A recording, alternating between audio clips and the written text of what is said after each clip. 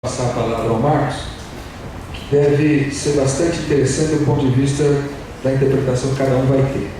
Na semana passada, um grande partido político apresentou seu programa no horário de televisão praticamente sem a participação de políticos. Com fundo preto, apareciam atores falando de conceitos como democracia.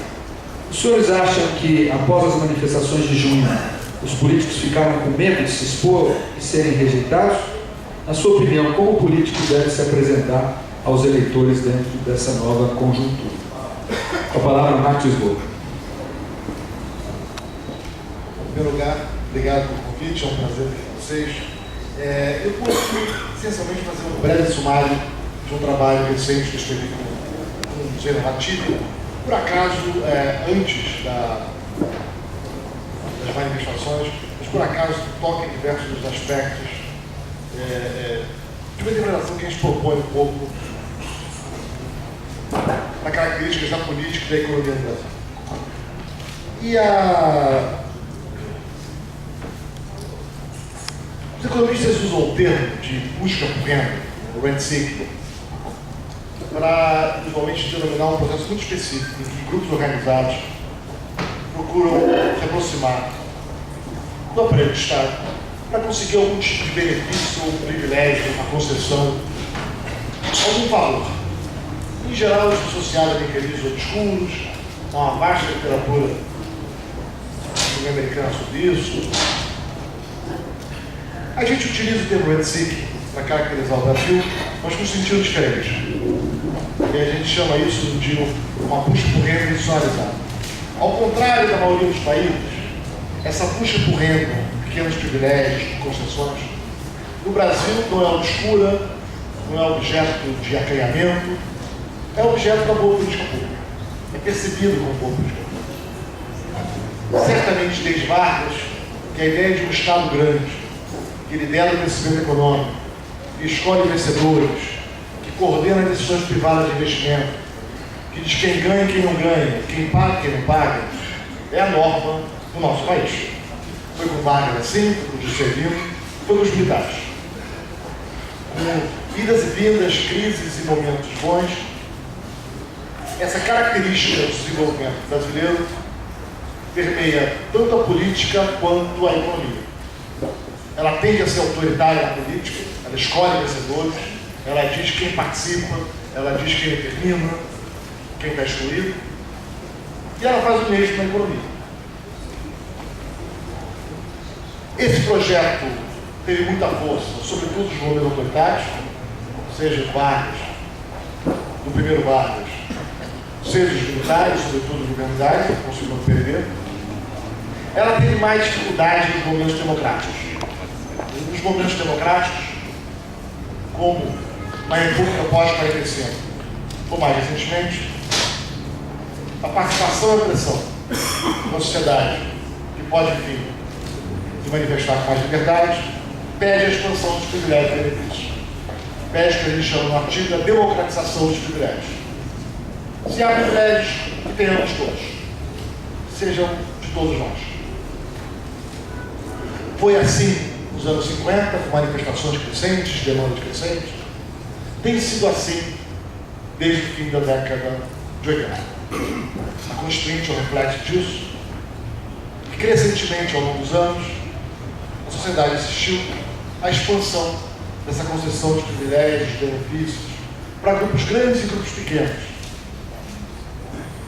por diversos setores e minorias. Não à toa, a nossa carga tributária atinge 37% do PIB atualmente. Você vai disseminando a concessão de pequenos privilégios e benefícios para dar uma noção de quanto é grande. Países com nível de desenvolvimento do Brasil, em geral, a carga tributária está na mais de 28%, 20%. O Brasil tem 10 vezes mais, 10 pontos percentuais a mais dos demais países. O mais próximo da gente é a Argentina, que também não vai muito bem. O que é mais surpreendente é que no Brasil, essa concessão de pequenos privilégios e benefícios não se esgota na carga tributária. As exonerações tributárias no Brasil são com 5%. Nós temos um sistema mais complexo, que cada um paga um imposto diferente. Cada setor da economia tem uma regra. aqui paga mais, aqui paga menos, aqui a tarifa é maior, aqui é menor. Tem setor que tem tarifa de importação de 180%. Tem setor que tem menos de 5%. Mas não se esgota só na carga tributária nas denominações. O Brasil tem essa peculiaridade que tem um imposto que não passa pelo orçamento. Todos nós pagamos uma série de impostos que não vai para o governo, não vai para o orçamento. Ela vai direto para os privados. Um exemplo, Sistema S. Sistema S é um imposto que todo trabalhador paga. Para onde vai o dinheiro? Federações, vai para coisa boa, como o SESC. Vai para as organizações patronais. É 0,3% do PIB, é quase um Bolsa Família. O FGTS é uma poupança forçada que todo trabalhador é forçado a ter. Que vai render 3% dos juros ao ano, e o país de inflação está acima de 6%. E que vai para um fundo privado, administrado pela Caixa, que vai dizer que empresa vai ter aumento de capital, que investimento vai ser financiado. É um imposto. É um imposto. O imposto é direitos de juros que o trabalhador poderia receber se aplicasse na poupança ou outro instrumento, e o que ele efetivamente recebe compulsoriamente. Para que um grupo privado decida quem vai receber. Mas não se esgota na carga tributária nem nos impostos que não passam pelo orçamento. O Brasil tem uma série de subsídios cruzados, alguém pagando para alguém, que não passa por impostos e subsídios. Um exemplo, crédito. Todo mundo que pega crédito livre sabe como são altas taxas de juros. Os spreads, a diferença que o banco cobra, que recebe, é de 20% no crédito livre. 20% é alto. Agora, a gente esquece de dizer que tem uma série de grupos na sociedade que pagam um spread de 3%. Muita gente paga spread alto, muita gente paga spread baixo. É mandatório. E o mecanismo é muito sutil. Baixa-se uma regra, uma norma, que diz: o setor tal vai receber os juros subsidiados de X. E todo mundo aplaude, sobretudo quem é beneficiado. E você esquece que isso tem um custo. E esse custo tem que ser pago, vai ser pago pelo crédito livre. Como esse, há dezenas, uma surpresa que a gente teve ao escrever o artigo, no fundo é mais um artigo de política pública, não é um artigo acadêmico, mas para procurar sistematizar essas discussões, é que toda a gaveta que a gente abria tinha subsídio. Essa é a norma do Brasil. A gente assistiu agora às manifestações dos ônibus. Quantos por cento paga a tarifa cheia no Brasil de ônibus? Em São Paulo? 15%, 20%? Eu vi vários números. A maior parte não paga a tarifa cheia. Tem o vale de transporte, tem a isenção para o idoso, não é. Cada um tem um tratamento diferente nos diversos aspectos da nossa cidade.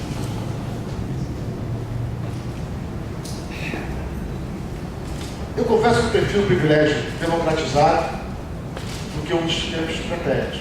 Mas isso não quer dizer que é bom para o país. Essa concessão desenfreada de privilégios, ela gera problemas para o próprio país. O benefício é percebido por quem o recebe. O custo é diluído, o custo é invisível. Só que esse custo machuca o país. Ele machuca na política, ele machuca na economia.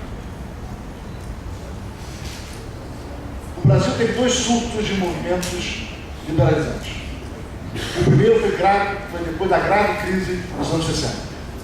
Uma grave crise política e econômica, que se seguiu aos anos do desenvolvimentismo do primeiro Vargas, do segundo Vargas, do segundo. A crise que o país entrou foi grande dos anos 60, inflação elevada, baixo crescimento, convulsões sociais, políticas e econômicas. E o Brasil teve uma onda de reformas liberais. Pai, infelizmente teve vida curta, era a ditadura. A ditadura deixa boas reformas durarem pouco. O Brasil teve uma segunda onda de reformas liberais, os anos 80, que novamente se seguiu a grave crise resultado do projeto desenvolvimentista dos anos 70. Que deixa a inflação elevada, crise econômica e crise política, dessa vez, felizmente, para a democracia. Mas foram precisos muitos anos de uma crise elevada, de um baixo crescimento, de uma profunda decepção com a atividade econômica do país, para que velhas restrições, velhos privilégios, velhos benefícios localizados fossem retirados. As reformas liberais, a abertura da economia, o fim de vários institutos protetores de setores específicos, benefício localizado, custos difusos para a sociedade. Que paga um custo alto sem saber que está pagando um custo alto. As reformas liberais que começam no fim dos anos 80 e que prosseguem para o governo Fernando Henrique. E reformas que deixam o país mais sólido. Equilíbrio fiscal, contas públicas organizadas, uma economia mais aberta e que pôde assistir, na década de 2000, finalmente, a retomada do crescimento da produtividade, o que permitiu o crescimento da renda, do emprego, a melhoria das condições de vida. Infelizmente, no Brasil, e eu concordo totalmente com o livro, isso não é um traço do governo, isso é um traço da sociedade, o governo reflete a sociedade. Essa percepção da importância da justiça, de um Estado que distribui privilégios e benefícios, sem transparência dos seus custos, domina o nosso país. E após a crise de 2007, houve uma retomada muito forte dessa política nacional de desenvolvimento. Proteção contra a competição, fechamento da economia, privilégios aqui, benefício acolá, crescimento forte do crédito público subsidiário, tarifas crescentes, distorções tributárias, escolha de quem ganha e quem perde. Mas isso não é uma aposta apenas do governo.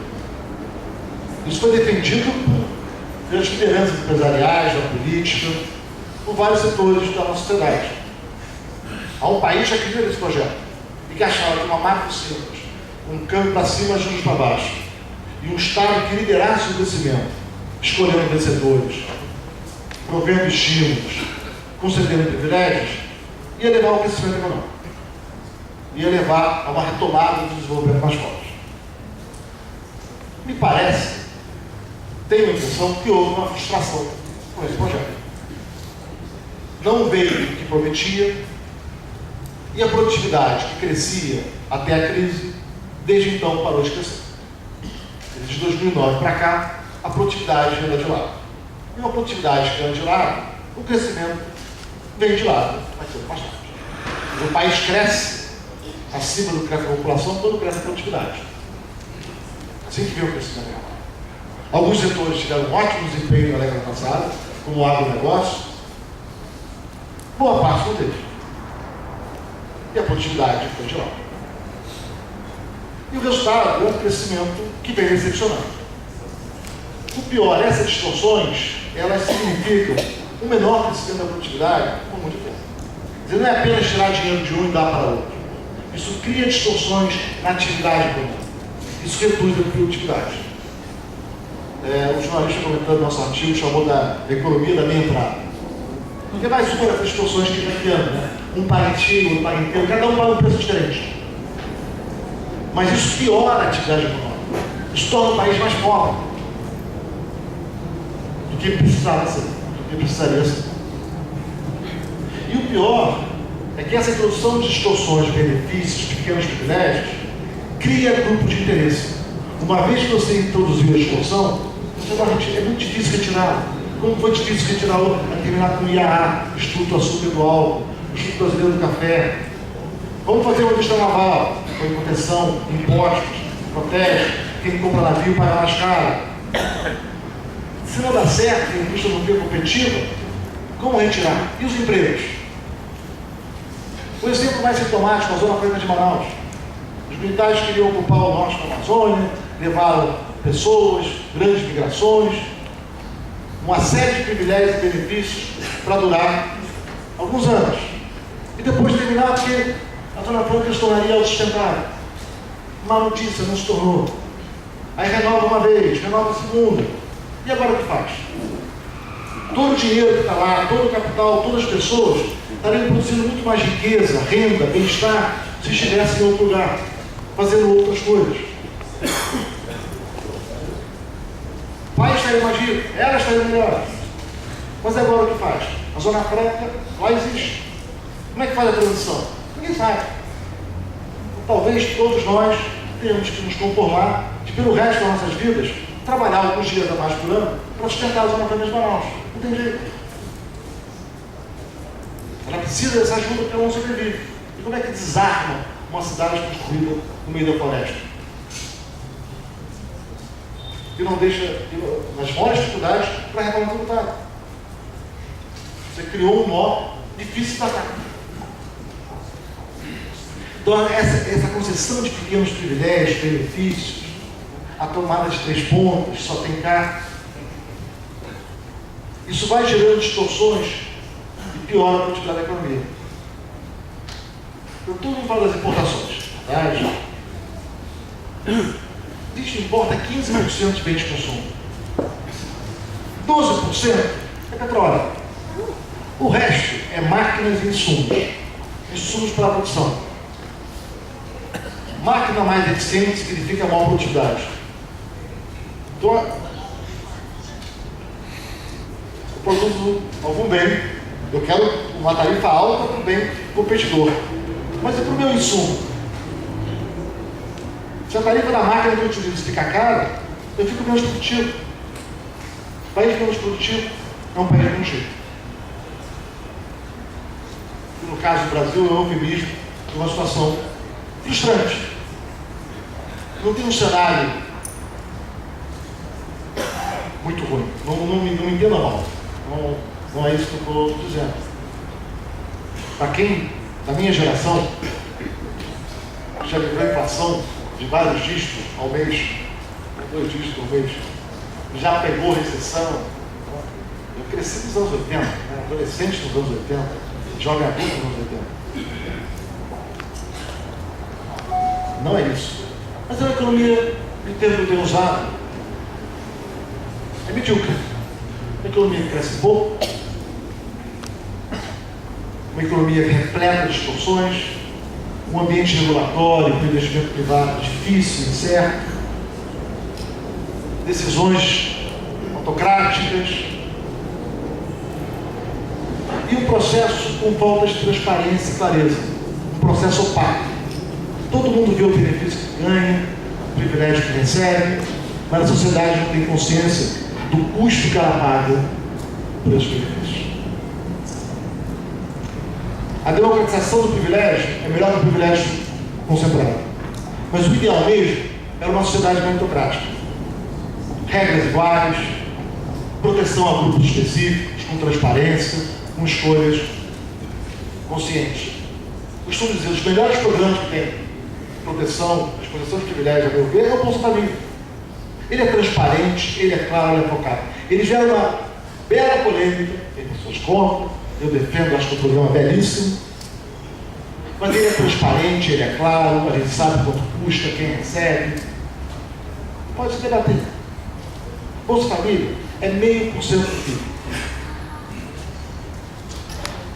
Quase o sistema S. E esse não tem discussão. E os demais subsídios, benefícios, transferências, crédito direcionado, que dominam o nosso país. Essa discussão não é transparente, essa discussão não é clara. E ela gera um malefício para a sociedade de uma forma difusa, contamina os setores, contamina a atividade produtiva, e ela não é meritocrática. Ela não é socialmente justa, ela não é economicamente saudável. A gente termina o artigo com 2 propostas, e aqui eu encerro. Uma primeira é que toda política pública tem que passar pelo orçamento. Não dá para o Estado mandar alguém pagar uma conta para o terceiro, transferir dinheiro daqui para lá, sem passar por uma discussão transparente do orçamento público. O sistema S tem que estar no orçamento público. E a sociedade deve periodicamente decidir se quer dar o dinheiro para as beneficiárias do S ou para outro órgão, ou devolver como imposto. O imposto como renda para as pessoas. Essa discussão tem que existir. A discussão transparente e clara é o melhor remédio da democracia. A discussão obscura, restrita a cantos, tomada por agências localizadas, sem clareza, não é boa. Toda política passar pelo orçamento. O Estado quer dar um crédito direcionado para o setor, perfeito, faz como bons países fazem. Pega dinheiro do orçamento e dá para subsidiar o crédito.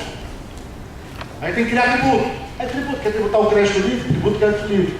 Mas as pessoas vão saber que estão pagando os juros, os prédios de 20% e tem o imposto de 5%. Os recursos estão sendo utilizados para financiar atividades próprias. Mas não fica a nuvem de fumaça de um crédito que fica caro de um lado, todo mundo reclama, e um crédito muito barato do outro. E parece que essas coisas não conversam. Toda intervenção, transferência mandatória realizada pelo Estado deveria passar pelo Flamengo e ser objeto de discussão democrática. O segundo, avaliar a política pública. Nós não temos hoje no Brasil instrumentos de avaliação da qualidade da política pública. Não existe. Tem instrumentos passados, pequenos, mas avaliação de verdade. Avaliar a política pública como a gente avalia a introdução de novos medicamentos.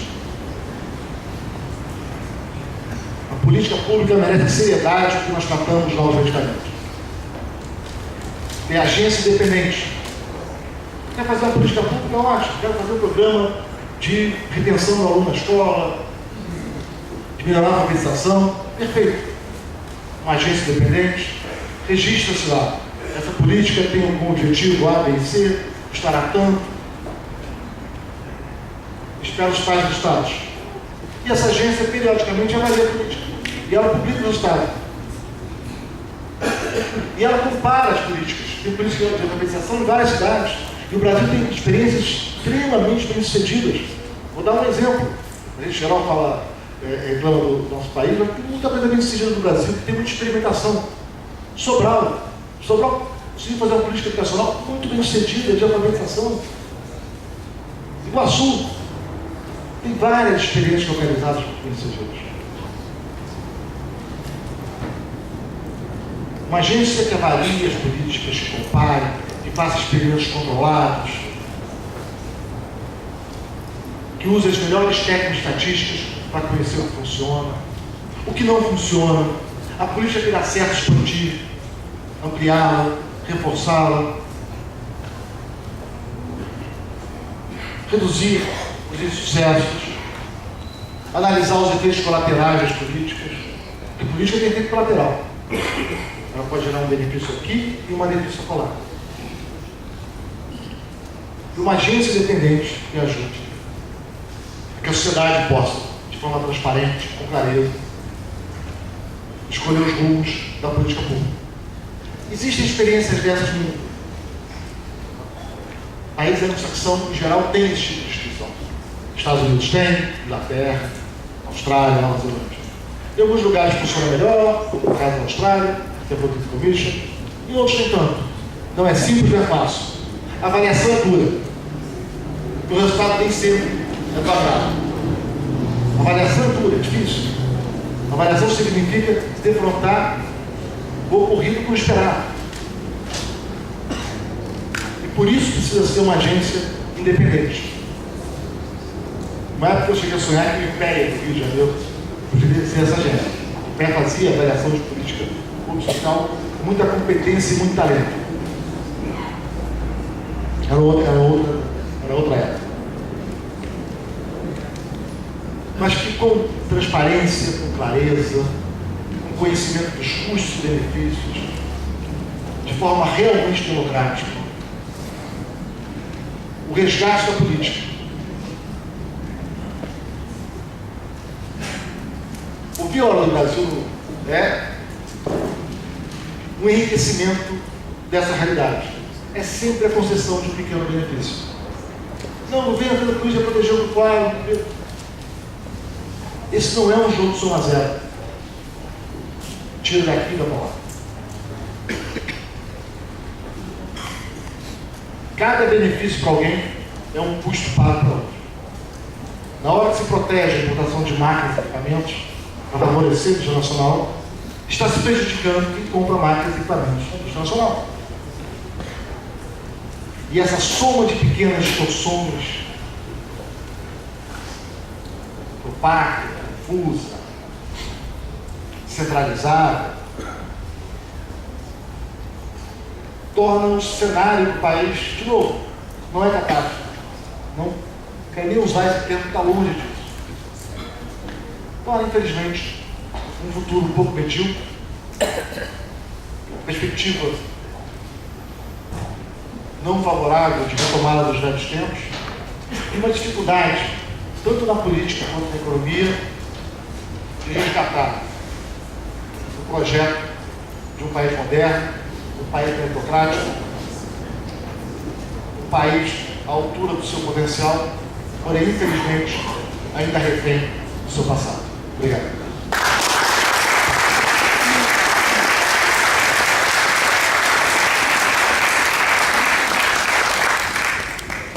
Obrigado, professor Marcos Lisboa.